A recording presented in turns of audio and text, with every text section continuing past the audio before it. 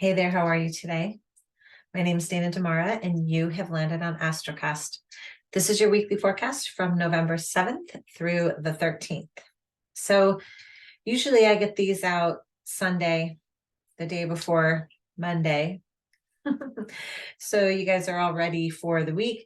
But quite honestly, this goes right along with the theme, so bear with me. I spent the whole weekend in San Francisco running a yoga teacher training and sitting in a room with a bunch of trainees that just completely inspire me.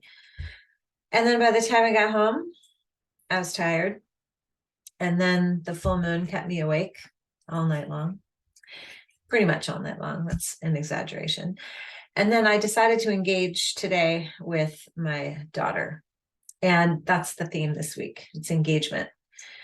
And I would encourage you, I'm going to talk about the astrology, but I'm going to encourage you this week and maybe just the rest of your life to engage in the relationships and the activities and the experiences that bring you joy and support you in feeling aligned and connected. Kind of seems kind of simple, right? Like, well, duh, of course, but it would be really interesting to me if you sat down and took a look at, honestly, how many choices you make throughout a day in what you engage in that isn't really aligned with you. And I would just say, start with this guy right here. Engagement is a big word, I get all these emails consistently about you need to engage more on social media and your engagement is everything and la, la, la, la, la, la.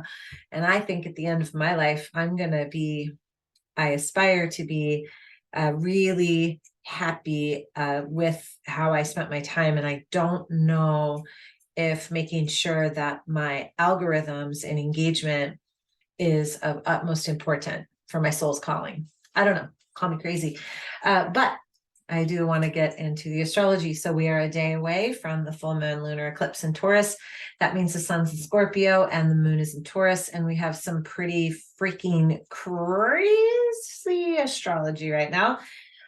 One of the things I want to say first and foremost is to not only make sure you're engaging where it feels good for you, but really focus on not being distracted because there's a lot going on. Here in the Americas, the full moon falls on our election day. Wow, that's pretty crazy. But really it isn't. There's a lot of shifting happening and, quite honestly, there's always opportunity for shifting. So it comes as no surprise, right?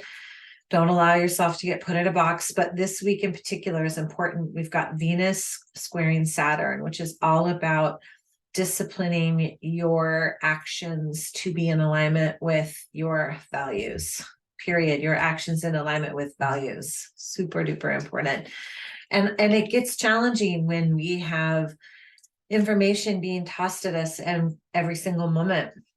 I vacillate between engaging more and putting out more content all the time and then saying no, because sometimes that really just doesn't make me happy, right? So engage with and create pathways and portals in your life, if you will, that are in complete alignment with what's important to you. And then this full moon lunar eclipse, I did do a whole report for the full moon lunar eclipse. So if you haven't listened to it, I would say go on back and listen to it. A couple of big transits happening with the full moon. Uranus is actually in exact conjunction with the moon. Uranus is in an exact conjunction with the moon. Uranus is all about unexpected changes and shifts and liberation and freedom and higher mind thinking. And it's sitting literally right at 16 degrees with the moon. So this is a big deal. Now, the sun and the moon, the reason why it's full is because they're exactly across from one another in the cosmos. Well, guess what? Right next to the sun is sitting Mercury, okay, and Venus. So we've got the sun and Mercury sitting right there next to each other, right across from the moon. So when the sun and Mercury meet each other, it's about clarity, right? So you have the messenger, the planet of communication, amplified by the sun. Okay, so it just kind of makes sense. Your speech is amplified, your choices are amplified, your voice is amplified. Voting day. I'm just saying, right? So, and then we also have this new moon making a T-square to Saturn, which is really tense. It's a tense aspect. And let's keep in mind that tension doesn't always mean a bad thing. Okay. First of all, there's no such thing as good and bad. Tension actually creates change, right? We don't want to stay in tension very long. We're like, I got to get out of here. I feel tense. I feel tight. I feel stressed. Okay. It makes change. And this one in particular is all about timing and destiny, because this is the full moon lunar eclipse in the sign of Taurus, also a North Node lunar eclipse. So it's all about what's coming up. It's about the next phase. It's about letting go. It's about truly being free from what we define as normal, what we define as, I don't want to say what's important to us, but what we define and pull into our awareness that is in alignment with who we are.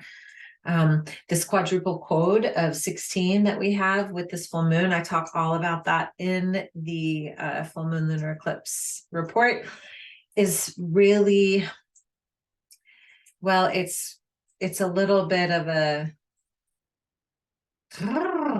what's the only way I can explain it? It's like, wow, lots of changes. So stay grounded, utilize whatever practices you need to stay focused, be in integrity with, you know, who you are at a soul level, the people that you surround yourself with.